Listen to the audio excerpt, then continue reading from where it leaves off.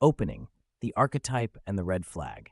In the shadowed alleyways of urban fantasy, a character type emerges bathed in both moonlight and concern, the obsessive protector. This guardian figure, often haloed as the epitome of dedication and love, frequently crosses the blurred line into the realm of toxicity. The most striking red flag of this archetype is their penchant for possessiveness disguised as protection, a trait that, while initially may appear as endearing or romantic, upon closer inspection, reveals a darker, controlling undercurrent.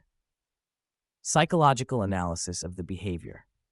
Possessiveness, in the guise of protection, often stems from a deep-seated insecurity and desire for control, rather than genuine concern for the protagonist's welfare.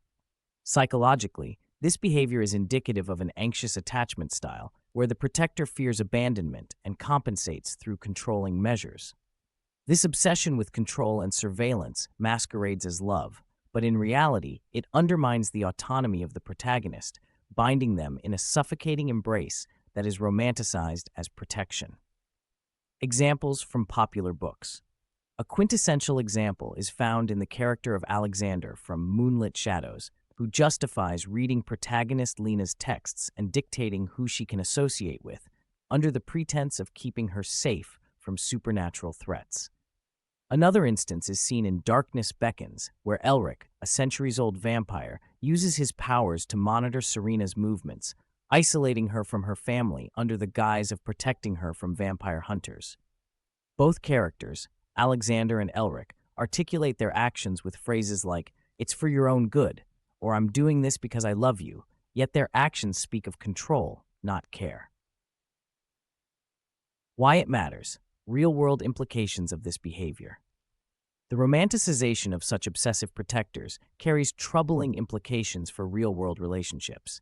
By idolizing characters who exhibit control and possessiveness, literature inadvertently normalizes these behaviors, setting a dangerous precedent for what love and protection should resemble. It blurs the lines between affection and control, making it harder for individuals to recognize and address red flags in their relationships. This normalization contributes to a culture that excuses surveillance and possessiveness as expressions of love, rather than recognizing them for the red flags they are. Conclusion. Final thoughts on the character trope.